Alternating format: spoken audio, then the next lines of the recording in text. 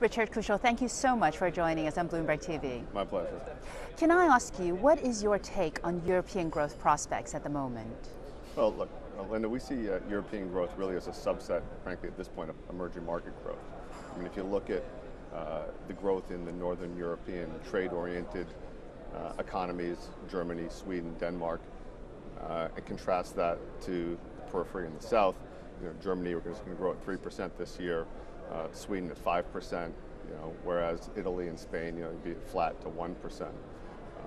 Where's that growth coming from?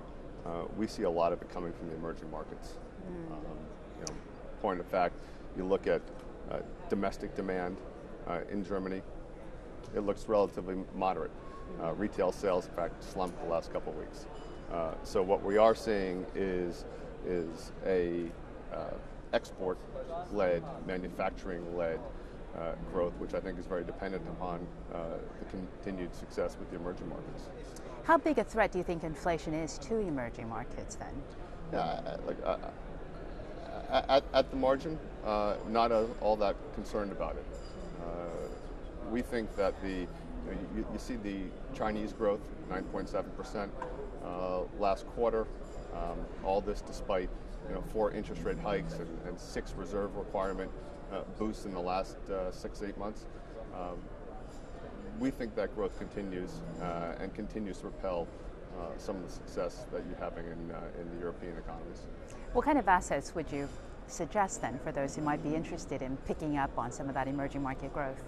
Well, I mean, that's a valuation question, not just a growth question. In fact, at this point, probably better buyers of U.S. equities than we are certain of the emerging markets. But again, that's a question about valuations rather than growth prospects. What do you think are good valuations at the moment across Asia? Which countries in particular catch your eye? Well, I'm not certain I'm the best person to answer that and pick out individuals. What I can tell you is that we see lots of opportunities, and an environment that we're in, I think these are becoming very much alpha plays, not beta plays, in terms of differentiation, in terms of changes in the relative valuation and relative strength of the different companies. Can I turn you now to Eurozone banks? Now, this has very much been in the headlines. How secure do you think the system of European banks are? I think the system is getting a lot more secure. You've had dramatic increases in the capital requirements. Basel III will have a very big impact on the sector. The real question for investors is this going to be a good investment opportunity? From our perspective, I think the prospect for debt investors is getting better, whereas the prospect for equity investors is still a question. We're going to see a lot more drag from the higher capital requirements and regulatory requirements, and that'll give management an opportunity to differentiate. I think good management actions can offset part of that, but that's going to be a continuing theme. Are you worried about periphery debt? Yeah, sure, we're worried about periphery debt, and I think what you see is really a continuum between bank credit, sovereign credit, and bank credit, with them being very, very linked. At the same time, going back to my comments earlier about the strength of emerging markets driving some of the Northern European economies, that'll probably, to the extent that continues, it becomes politically more palatable for the Northern Europe countries to support the periphery, and I think that will be an important determinant.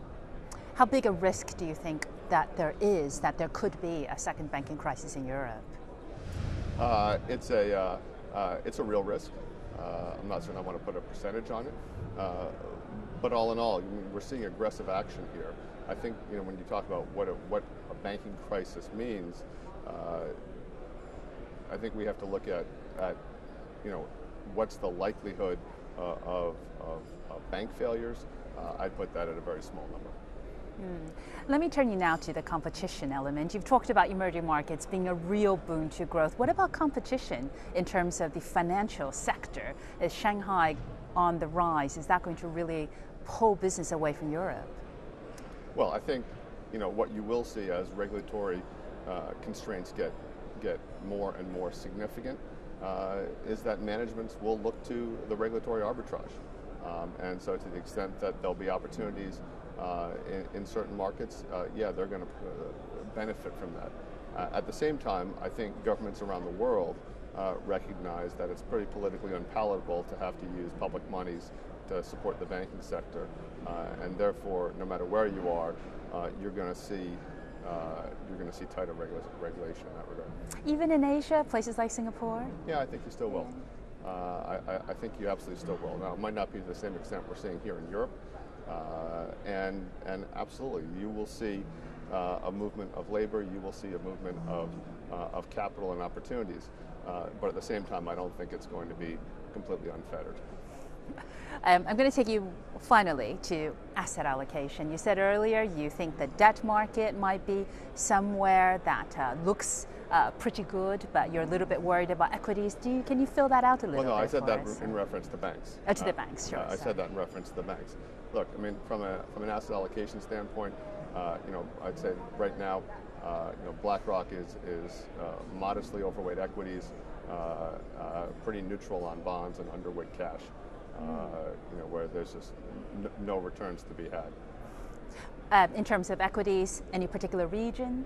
At the moment, we're longer the U.S. than we are other markets. There are opportunities around, and again, I think you're really looking at some alpha opportunities here, as opposed to wholesale asset allocation beta opportunities. Neutral on bonds? Yeah, neutral on bonds. I think still opportunities in credit. Don't want to own a lot of rates at this point, but at the same time, probably not as bearish on rates as some of our competitors. Not as concerned about the end of QE2, for example, in the States, than some other folks have been. We think that's pretty well priced into the market. Thank you very much, Richard. My pleasure. Thank Real you. pleasure. I think the system is getting a lot more secure. You've had dramatic increases in the capital requirements. Basel III will have a very big impact on the sector.